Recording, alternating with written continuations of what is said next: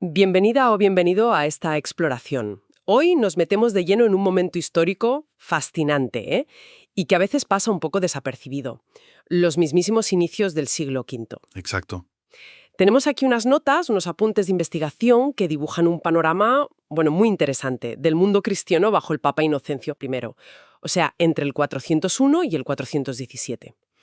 Un periodo cortito, pero intenso. Precisamente. Las fuentes que manejamos nos hablan de un cristianismo ya, digamos, muy arraigado y sobre todo extendido geográficamente de una forma que sorprende para la época. Sí, Pero quizá lo más interesante es cómo estos documentos empiezan a mostrar, a perfilar la relación de todas esas comunidades cristianas que estaban dispersas por todo el mundo conocido con un punto muy concreto: Roma, la sede episcopal de Roma. Y esa es un poco la idea hoy, ¿no? Usar estas notas para intentar entender ese mapa, que es complejo, ver hasta dónde había llegado la fe cristiana en esos primeros años del siglo V y, sobre todo, qué papel jugaba Roma en toda esa red. Siempre, claro, desde la perspectiva de estas fuentes que tenemos. claro. Era ya un centro de autoridad, claro, o más bien una referencia, digamos, moral. ¿Cómo se mantenía la unidad, si es que existía, entre gente tan distinta y tan lejos? Vamos a intentar aclararlo. Lo primero que, la verdad, llama la atención al leer esto es la escala. Uno tiende a pensar en el cristianismo de los primeros siglos como grupitos pequeños, dispersos, Sí, es la imagen habitual. pero para principios del siglo V, la imagen que dan estas fuentes es de una extensión geográfica, francamente importante. No hablamos solo de los núcleos como Jerusalén, Antioquía, ni siquiera solo Roma. Clave. Claro. Pero las fuentes señalan comunidades muy vivas en España. Los textos mencionan consultas desde Tarragona, por ejemplo, del obispo Imerio al papa Dámaso, que es un poquito antes, pero ya marca esa tendencia de mirar a Roma. Ajá. También en la Galia, figuras como San Ireneo de Lyon, aunque sea del siglo II, ya insistían mucho en esa idea de la tradición apostólica que se guardaba en Roma. E incluso nos hablan de presencia en Britania, en la frontera norte. Y el norte de África. Es que casi parece, según los apuntes, un hervidero intelectual, espiritual. Mencionan centros clave como Cartago, que ya era una metrópoli eclesiástica importante desde hacía siglos. Importantísima. Y claro, Hipona, la sede de San Agustín, una figura absolutamente central en este momento. Y Alejandría, en Egipto, otro gigante. Sí, sí. Da la sensación de que no eran periferia, ¿eh? Eran centros con entidad propia. Sin duda alguna. Eran focos de pensamiento teológico de primerísimo nivel, con tradiciones muy fuertes. Y si miramos a Oriente, pues el panorama es igual de rico. A ver. Las comunidades allí eran antiquísimas, algunas se remontaban a los apóstoles. Egipto, como decías, con Alejandría, Siria con Antioquía, Otra sede patriarcal de peso. enorme prestigio, sí. Palestina con Jerusalén, evidentemente, y toda Asia Menor, la actual Turquía, que estaba, repleta de comunidades cristianas muy activas. Y por supuesto, Constantinopla. La Nueva Roma, la capital del Imperio en Oriente. Imagino que eso le daría peso también en lo eclesiástico. Indudablemente, aunque era una fundación relativamente reciente comparada con Antioquía o Alejandría, claro. Ser la capital imperial le dio un ascenso rapidísimo. Ya en el siglo IV, los concilios le habían reconocido un lugar de honor justo después de Roma. Ah, mira. Lo cual, no estuvo libre de tensiones, sobre todo con sedes más antiguas como Alejandría. Pero sí, Constantinopla ya era un jugador muy, muy relevante en Oriente. Pero quizá lo más sorprendente es que estos documentos dicen que el cristianismo no se quedaba en las fronteras del imperio. Hablan de presencia entre pueblos germanos. Correcto. Mencionan grupos como los visigodos, los vándalos, que en esta época estaban ya entrando, asentándose incluso en el imperio. Ahora, las fuentes también matizan algo importante. ¿El qué? Que a menudo la forma de cristianismo que adoptaban estos pueblos era el arrianismo. ¿Podemos recordar brevemente qué era el arrianismo y por qué era un problema para Roma o Alejandría? Claro, el arrianismo, que viene de Arrio, un presbítero de Alejandría, básicamente cuestionaba que Jesucristo fuera plenamente Dios. Decía que el Hijo era una criatura de Dios. La primera, la más excelsa, sí, pero criatura al fin y al cabo, no Dios como el Padre. Entiendo. Y esto chocaba de frente con lo que se había definido en el Concilio de Nicea en el 325, que afirmaba que el Hijo era consustancial al Padre, o sea, de la misma naturaleza divina. Vale. Para la corriente mayoritaria, que representaban Roma, Alejandría, Constantinopla en este punto, el arrianismo era una herejía muy grave, porque tocaba el núcleo de la fe en Cristo y en la Trinidad. Entendido. O sea, había cristianos germanos, pero a menudo con una teología distinta a la oficial del imperio. Y las fuentes van incluso más allá de Europa, ¿no? Sí, y esto es fascinante. Hablan de comunidades cristianas importantes en Persia, en el Imperio Sasánida, Ah, anda. comunidades con vida propia y a menudo difícil, por las persecuciones, porque claro, el cristianismo era la religión del imperio rival, el romano. Y también mencionan contactos o tradiciones que hablan de la llegada del cristianismo hasta la India, ligadas a la figura del apóstol Santo Tomás. O sea que el mapa que dibujan estas fuentes para principios del siglo V es enorme. Extensísimo, desde Britania hasta Persia, con posibles lazos con la India. Una difusión impresionante si pensamos en cómo se viajaba y se comunicaba la gente entonces. Exacto. Esa es la cuestión.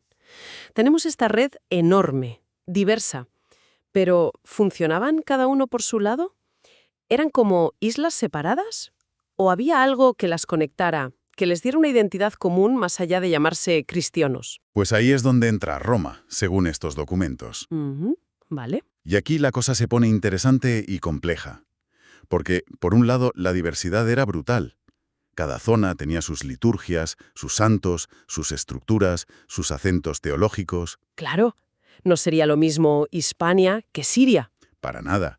Piensa en la diferencia entre la mentalidad latina, más práctica quizás, y la griega, más especulativa. Pero, a pesar de todo eso, las fuentes que vemos insisten en que Roma emergía como un punto de referencia especial, con una influencia que iba más allá de lo local. ¿Qué tipo de influencia? ¿Era un poder jurídico directo como hoy? No exactamente en el sentido moderno de una jurisdicción universal, inmediata y siempre efectiva. Era algo más sutil, con varias caras, pero muy importante. Las fuentes destacan sobre todo 3 papeles de Roma. A ver. Primero, era una referencia doctrinal fundamental. Obispos de sitios muy distintos, mencionamos Hispania, pero también África, la Galia, consultaban al obispo de Roma sobre temas de fe, de disciplina. Buscaban su opinión como una guía, digamos, autorizada para mantener la recta doctrina. Como un faro, entonces. ¿Y el segundo papel? El de garante de la comunión eclesial.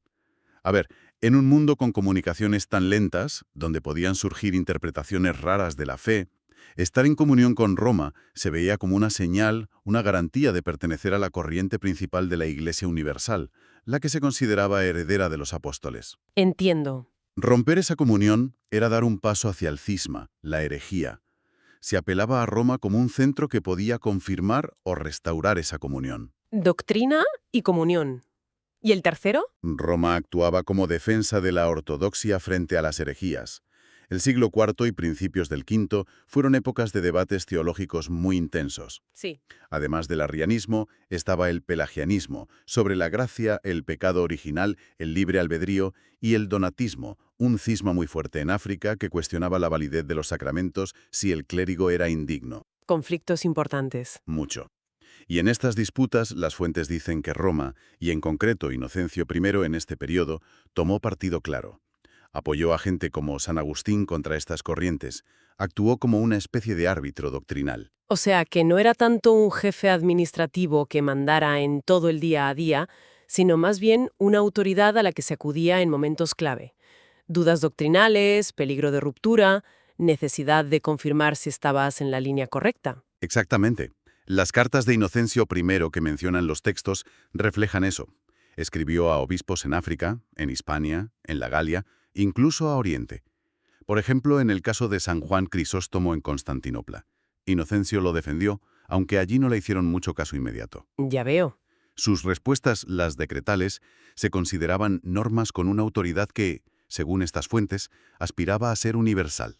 Ahora, los propios textos admiten que esa autoridad no siempre se aceptaba sin más, sobre todo en Oriente, donde sedes como Antioquía o Alejandría tenían mucha conciencia de su propia autoridad apostólica. La tabla que viene con los apuntes parece mostrar eso. Pone ejemplos.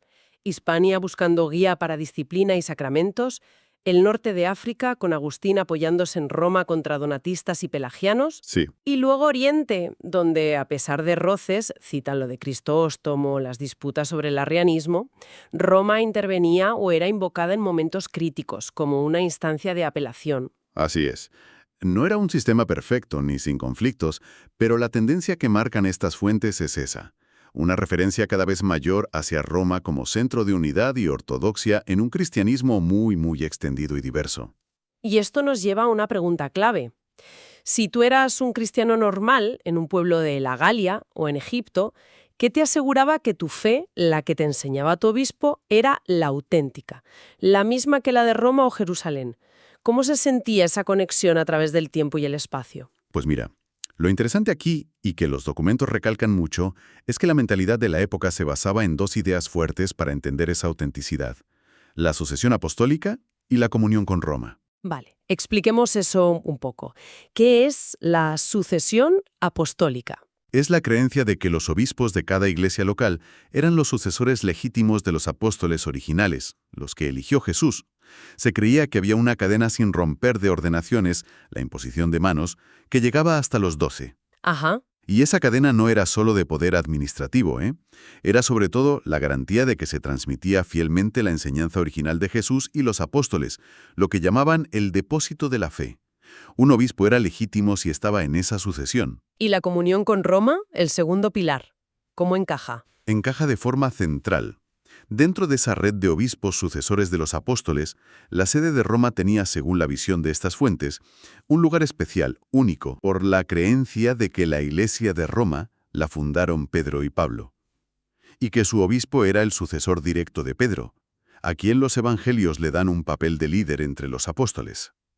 Tú eres Pedro, y sobre esta piedra edificaré mi iglesia. Claro. Así que estar en comunión con el obispo de Roma, el sucesor de Pedro, se veía como un criterio clave, como una verificación, para estar seguro de que tu iglesia local y tu obispo estaban de verdad en la auténtica sucesión apostólica y mantenían la fe verdadera. Es muy interesante que citen a San Ireneo de León, que escribió sobre el año 180, más de 2 siglos antes. Sí, es muy temprano. Y ya entonces Ireneo decía algo como sería muy largo enumerar las sucesiones de todas las iglesias, basta indicar la de la muy grande, antigua y conocida iglesia fundada en Roma por Pedro y Pablo, porque es necesario que toda iglesia, o sea, los fieles de todas partes, esté de acuerdo con esta iglesia, por su autoridad preeminente.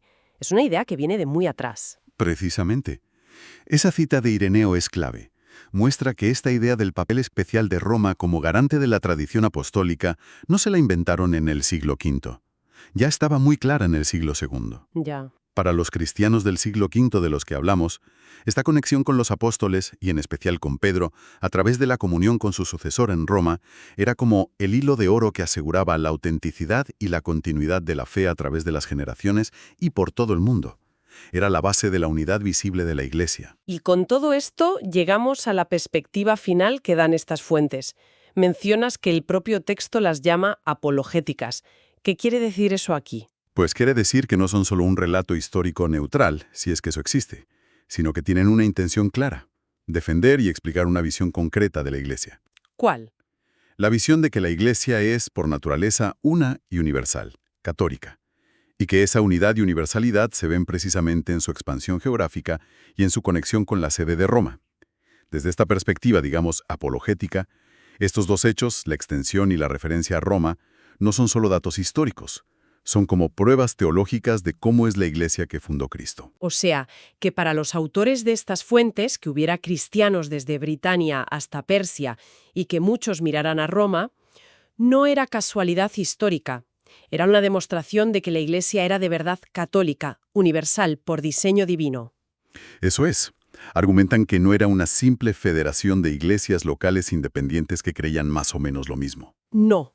sino una única comunión mundial, orgánica, visible, que a pesar de la riqueza y las diferencias legítimas de cultura, lengua, liturgia en cada sitio, encontraba un centro, un punto de referencia para la unidad doctrinal y la disciplina básica, en la Iglesia de Roma, considerada la guardiana principal de la tradición apostólica, sobre todo la de Pedro. Entonces, si tuviéramos que resumir la foto que nos dejan estas fuentes del cristianismo en tiempos de Inocencio I, a principios del 5, ¿cuáles serían los rasgos principales? Yo diría tres cosas. Primero, una expansión geográfica increíble por gran parte del mundo conocido, incluso fuera del Imperio Romano. Sí. Segundo, una diversidad interna muy grande, culturas, liturgias, teologías locales.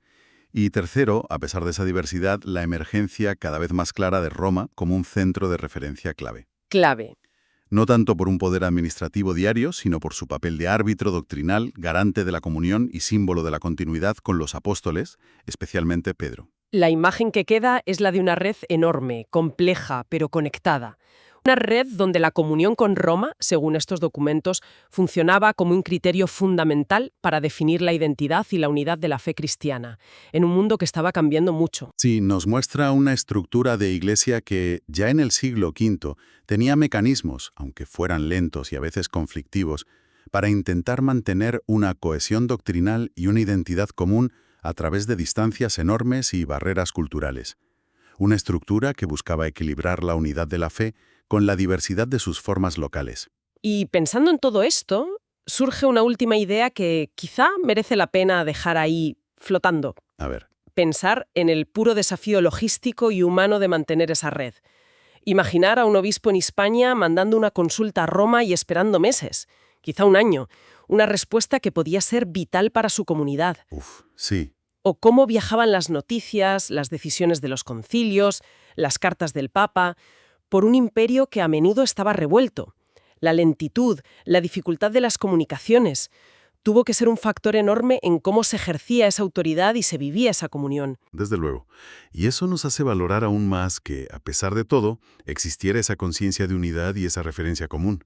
Sí, Nos invita a pensar cómo esa estructura de iglesia, con un centro como Roma, no solo sobrevivió a la caída del Imperio Romano de Occidente poco después, sino que jugó un papel central en cómo se formó la cultura, la sociedad, la política de la Europa medieval. totalmente. Y por extensión, en gran parte de la historia que vino después. Como una idea teológica, la sucesión de Pedro tuvo consecuencias históricas tan enormes y duraderas.